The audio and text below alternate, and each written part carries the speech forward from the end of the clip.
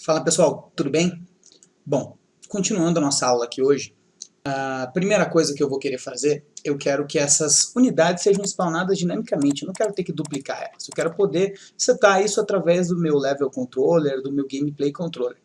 Então, a primeira coisa que eu vou fazer vai ser criar um script que vai cuidar disso. Vou chamar aqui uma pastinha de gameplay e vou criar um novo script chamado gameplay controller.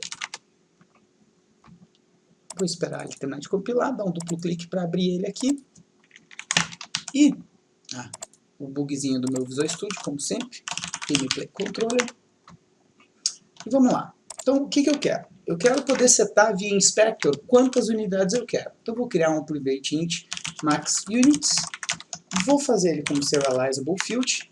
Já expliquei isso algumas vezes, mas quando você adiciona essa variável serializable field, serialize field, o que acontece é que ela é uma variável privada, mas ela fica disponível para ser alterada aqui no inspetor. Diferente da pública, que ela fica acessável por outras classes, essa aqui não, ela fica só para essa classe mesmo. Eu preciso do meu prefab da unidade, então mais um serialize field do nosso base unit, para a gente poder pegar isso e instanciar isso dinamicamente.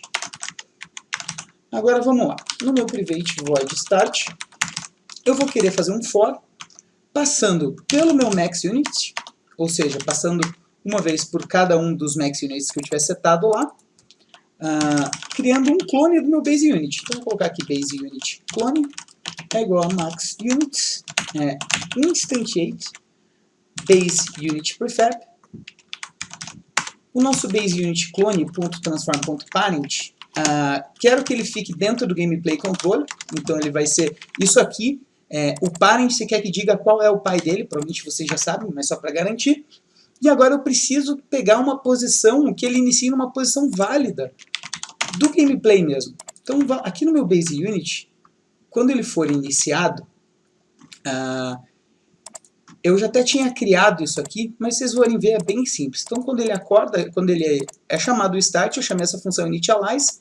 Da mesma maneira como a gente fez aqui, eu criei uma posiçãozinha aqui, ó, para ele pegar uma posição randômica, e eu criei esse warp position, que ao invés de você setar um set destination, como a gente fazia aqui, para ele tentar chegar nesse ponto, o warp ele simplesmente move esse objeto de posição. Então é como se fosse um blink, ele vai simplesmente ir para aquela posição. Entenderam? É uma partezinha bem simples, eu já tinha feito, acabei esquecendo de gravar, mas espero que fique claro. Qualquer coisa eu explico melhor depois. Beleza, então aqui no nosso Gameplay Controller, é isso, o nosso objeto já é para estar funcionando. Então eu vou apagar todas essas unidades daqui, vou setar o meu base unit aqui, falar que meu máximo de unidades vai ser 20. E vou dar um play. Então aqui, todos eles andando lindamente pelo cenário. O que eu quero agora? Eu quero que cada um deles tenha uma cor, porque o que eu quero fazer, como eu mostrei naquele exemplo, é justamente poder mostrar a cor de quem está próximo no nosso display. Então, eu vou aqui na minha unidade, no meu base unit, e vou criar uma array de cores disponíveis. Então, aqui em cima, um serialize field, um array de cores, então color, available colors. Certo? E no nosso initialize, eu preciso pegar meu mesh render também para poder alterar a cor, né? Private renderer. Aqui, ó, render é uma palavra do Unity, que é própria do Unity, mas eu quero sobrescrever ela, então eu vou adicionar um new aqui na frente. Pronto, eu posso utilizar esse meu render sem problemas. Vou pegar o meu componente render. E agora no nosso initialize, o que eu vou fazer? Vou criar mais uma variávelzinha aqui, private color, que é a cor desse objeto, e aqui eu vou setar que o meu color é igual ao a minha array de colors, available colors, pegando um index randômico entre 0 e o máximo de cores disponíveis, que é o available colors.length. Isso aqui, ele vai fazer... Opa, acho que é só random.range, isso. Ele vai pegar uma cor randômica das que eu setar disponíveis aqui no Inspector. E no meu renderer, material, .color vai ser igual à minha cor que eu acabei de pegar. Vamos voltar para o Unity aqui. Vocês podem ver que agora aqui no nosso Base Unit ele tem esse arrayzinho de Available Colors. Eu vou colocar aqui umas 5 cores. Na verdade eu vou fazer o seguinte, vou criar uma, setar ela aqui para o vermelho, alfa 100%, e agora sim vou adicionar outras 5. Agora eu vou querer esse laranja aqui nessa segunda, nesse terceiro vai ser esse amarelinho, nesse quarto um verdinho, nesse quinto um azulzinho. Beleza. Dando play agora, vocês veem que eles já pegaram as coresinhas que a gente queria que eu setei ali. Então, se eu quiser adicionar mais uma cor aqui para eles poderem pegar, eles vão pegar daqui tranquilamente. Ok, agora que nosso objeto está efetivamente criado, a gente vai começar a criação do nosso Trigger Detection. Então, aqui dentro do gameplay, eu vou criar uma cápsula, colocar ele aqui de um tamanho 2×2×2 e vou subir isso aqui. Primeira coisa que eu quero fazer, eu não quero que esses objetos possam andar por dentro dessa cápsula. Então eu vou lá no meu Navigation, ele já estava até aqui setado, deixa eu dar um clear aqui.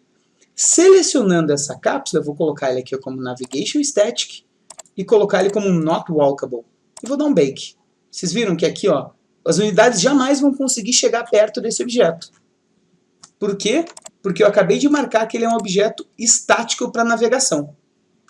Então elas nunca vão conseguir chegar aqui perto. Vou colocar aqui como obstáculo.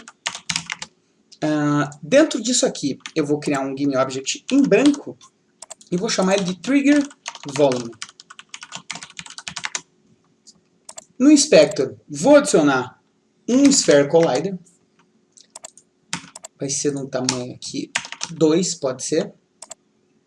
Esse tá bom. E agora a gente vai começar a efetivamente utilizar isso aqui.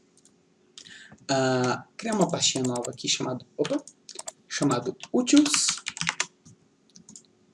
e criar esse nosso Trigger Volume. Vou arrastar esse cara para cá e vamos efetivamente começar a edição desse objeto. Trigger Volume. Tá, então ele sempre vai precisar de um collider para funcionar. Então eu vou colocar aqui que ele sempre exige um collider. Não importa o tipo, mas isso aqui só vai funcionar se tiver um collider. Certo? O que a gente precisa agora? Eu preciso que ele escute os eventos. Primeiro, eu preciso garantir, pegar esse meu collider e ter a referência dele. Então eu vou criar aqui um collider. Novamente, é um nome do Unity, mas eu quero sobrescrever ele aqui. Vou deixar ele aqui. Então, no meu private void awake, eu vou pegar esse meu collider, certo? Como isso aqui vai funcionar como um trigger, eu vou obrigatoriamente setar ele aqui como um trigger. Só caso a gente esqueça de colocar, mas isso aqui, teoricamente, só é para funcionar como trigger. Agora, o que a gente vai fazer? Pegar os métodos que a gente quer ouvir. Então, private void trigger enter collider target collider. A gente vai precisar do onTriggerEnter, onTriggerExit e onTriggerStay. Agora, uma das coisas que é bacana aqui, o que eu quero? Eu quero que eu possa especificar via Inspector qual é o layer específico de colisão que eu quero poder trabalhar. Então, o que eu vou fazer? Eu vou criar aqui um private layer mask collision mask. Eu vou poder especificar, eu só quero que colida com esse objeto, com esse, com aquele. Quero poder deixar isso bem claro via Inspector. Para isso aqui poder ser bem reaproveitável e principalmente leve. Porque eu não quero ficar detectando colisão com coisas que eu não precise detectar. Então, o nosso primeiro passo é checar se o layer desse objeto pertence ao nosso layer mask. Bom, agora aqui a gente vai trabalhar um pouquinho com bitmask. É uma parte um pouquinho mais complexa, mas você acha todas as principais funções de bitmask disponíveis online. Eu vou fazer uma aqui rapidinho, que eu quero que ele só permita só permita objetos que estejam dentro desse meu bitmask layer. Eu vou colocar aqui, então, criar um método chamado isInLayerMask e passando um GameObject. Então, target GameObject. O que eu vou fazer aqui agora? Vou fazer um if o nosso CollisionMask.value, eu quero pegar exatamente o valor dela, e vou dar um bit shift de 1 do meu target GameObject.layer. Se isso aqui for maior que 0, acho que eu esqueci. Mais um aqui? O que eu esqueci? Eu preciso separar esses dois aqui. Se for maior que 0, vou retornar true. Se não, vou retornar false. O que eu posso fazer aqui para simplificar esse método? Simplesmente colocar aqui um return aqui.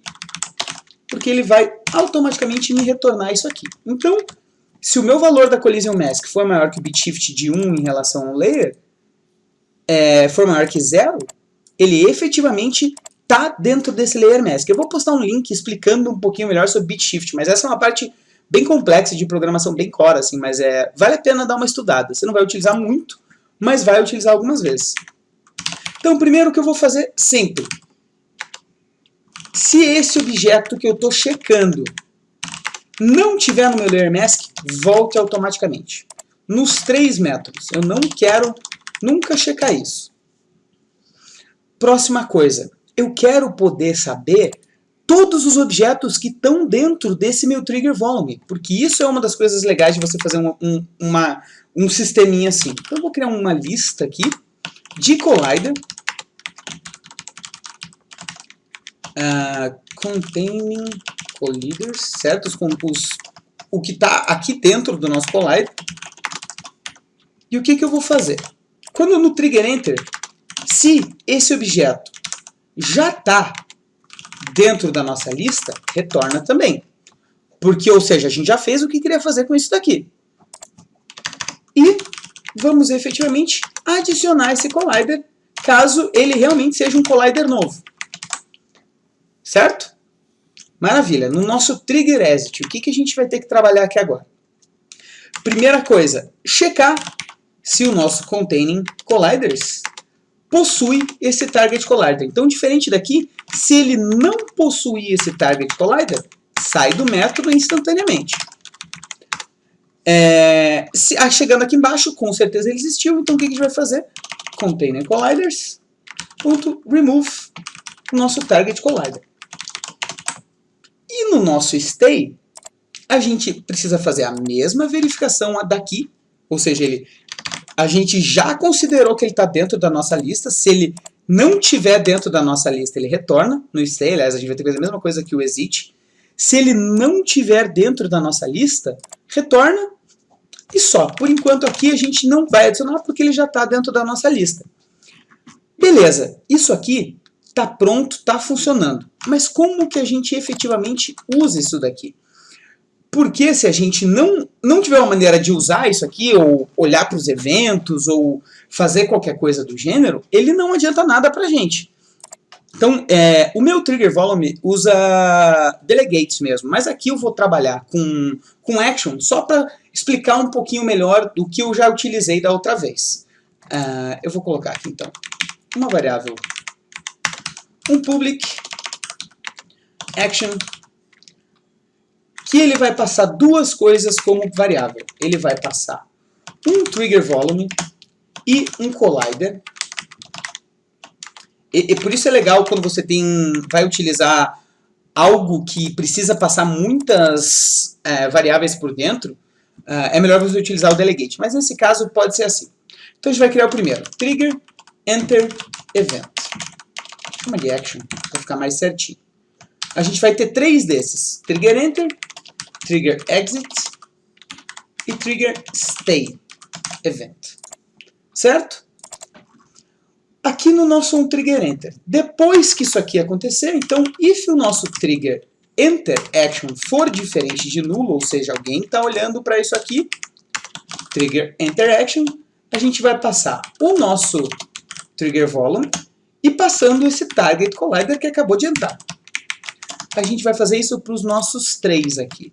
Para o trigger exit é a mesma coisa. Trigger exit, action.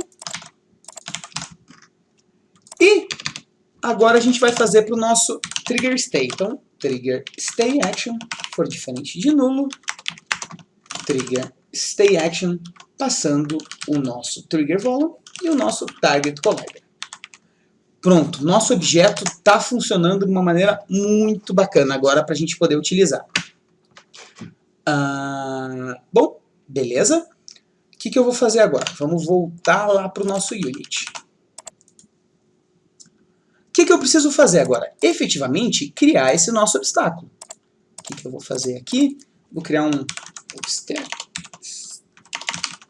pastinha e vou criar um script chamado color obstacle. Desculpa, pessoal, eu falo, tá confuso falar inglês e português durante o dia, eu estou confundindo um pouco os dois. Mas tudo bem, vamos lá. O que esse cara tem?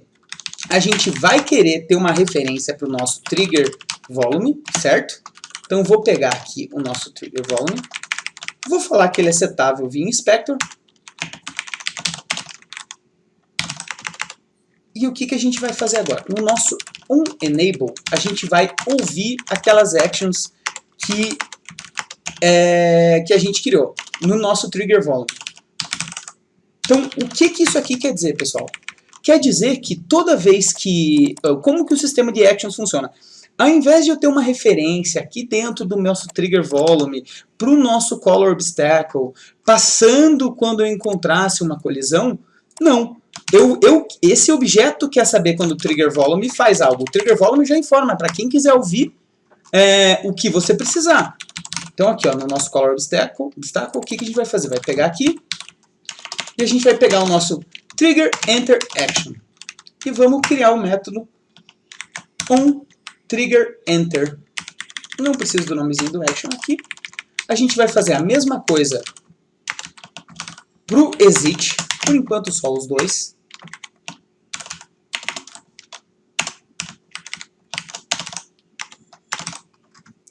Vou passar isso aqui para baixo do nosso onDisable. E no onDisable eu não quero que isso aqui fique sendo ouvido para sempre.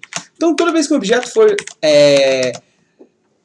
ativado ou desativado, ele vai parar de ouvir. Eu não preciso ficar ouvindo isso porque isso aqui gera uma série de chamadas que eu não preciso. Não que seja pesado, mas você não quer que isso aqui ocupe um espaço desnecessário caso não esteja sendo utilizado.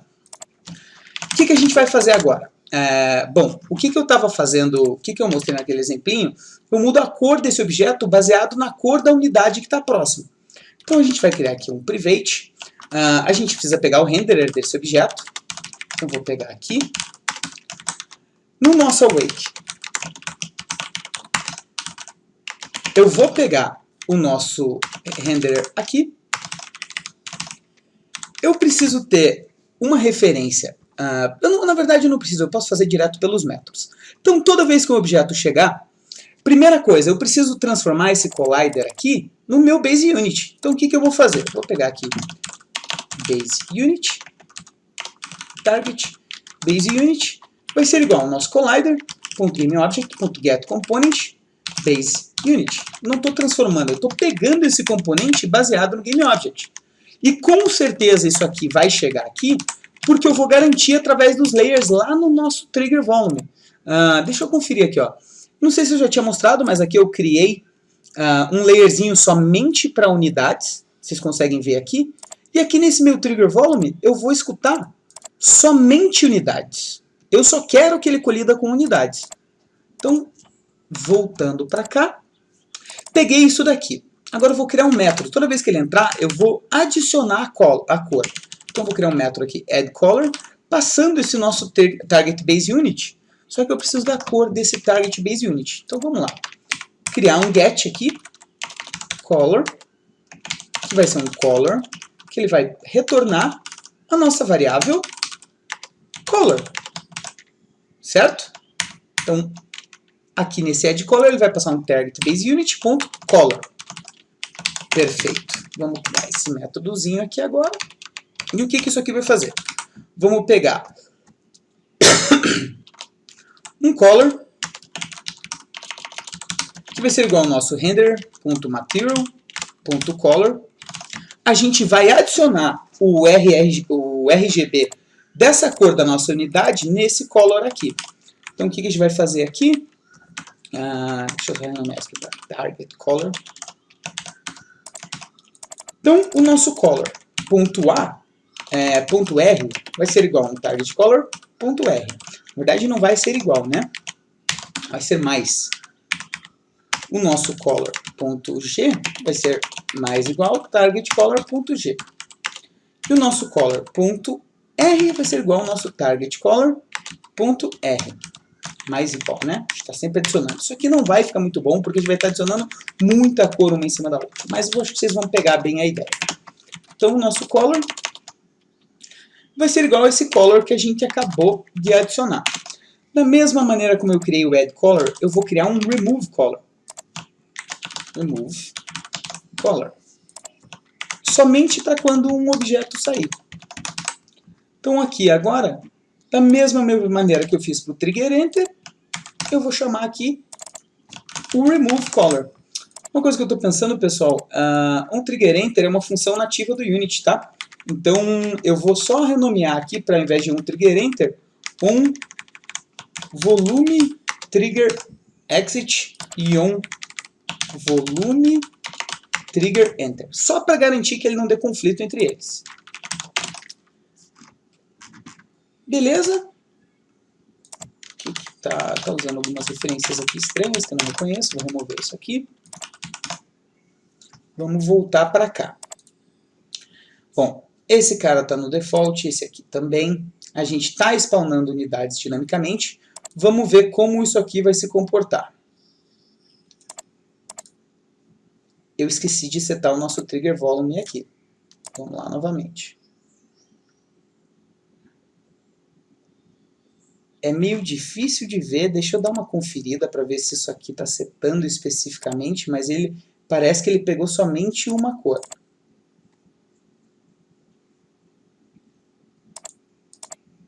Deixa eu ver aqui.